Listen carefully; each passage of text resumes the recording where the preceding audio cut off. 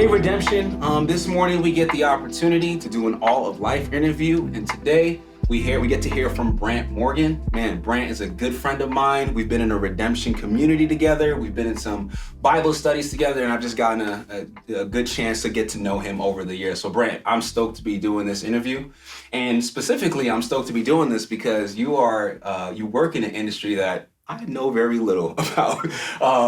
We were kind of laughing here is because like I said, like, and to be honest, like I'm just finding my way around a Phillips screwdriver, right? So you're like way leaps and bounds above me when it comes to that skill set. But would you mind just letting us know, like, what do you do? Describe your work. Yeah. So I'm a residential general contractor. Cool. And so I do kind of any kitchen, bathroom, mostly interior remodeling process. And I do a lot of custom woodwork in some of my projects as well. My background's more in carpentry, and then into the kind of the more general remodel process. Awesome, man. So the reality is like all of our work in some way reflects an aspect of God's character. And since you're a carpenter, I guess we could just skip this question because you were like Jesus, right? No, but in what ways, as an image bearer of God, how does your work reflect on some aspect of God's work or God's character? Yeah. So I think a big one is just creation in itself. Yeah. Obviously, God created everything. Right.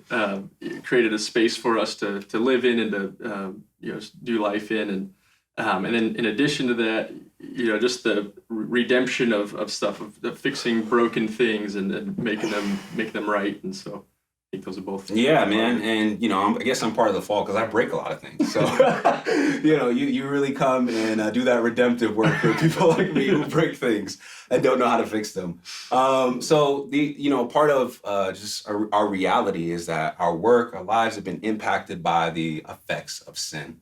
How does your work give you a unique vantage point into the brokenness of the world? Where do you see that brokenness in your industry in specific? Yeah, I mean, so I come in for the brokenness of our homes. Yeah, that's right. So as things are faulty or falling apart or didn't hold up, and often it's fixing the mistakes of others, of previous people who've done work in projects. And I think there's a lot of brokenness in that of expectations versus what was communicated with a contractor. And sometimes people feel like they'd gotten cheated by previous work if it didn't quite meet up to what they had expected in that. And, right.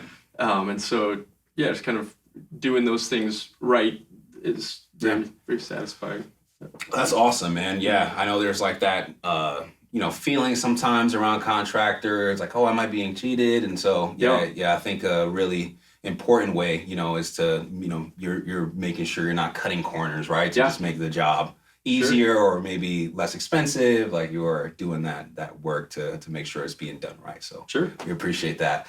So lastly, like Jesus commands us to love our neighbors as ourselves. Mm-hmm. In what way does your work allow you to love your neighbors as yourself? Yeah, I think it just comes down to treating everyone's home the way I would want mine to be treated, or my family to be treated in some of that. And so there's I think just kind of not getting caught up in the business side of things, but really making it, this is someone's home. This is, where they're going to raise their family or, spend a lot of time in, and it's usually people's biggest purchase they have. And so just really treating that well and creating product that's going to last a long time and just work the way it's supposed to. Yeah, man. Brant, we are so grateful for you and grateful for you guys out there who do this same sort of work. You guys really take the time and effort, and you have the skill set to really beautify space. Mm-hmm. And I know that this is an industry that in some ways could be overlooked, right? Maybe we don't tell our kids to become construction workers or work in contracting for whatever reason, but we really appreciate the good work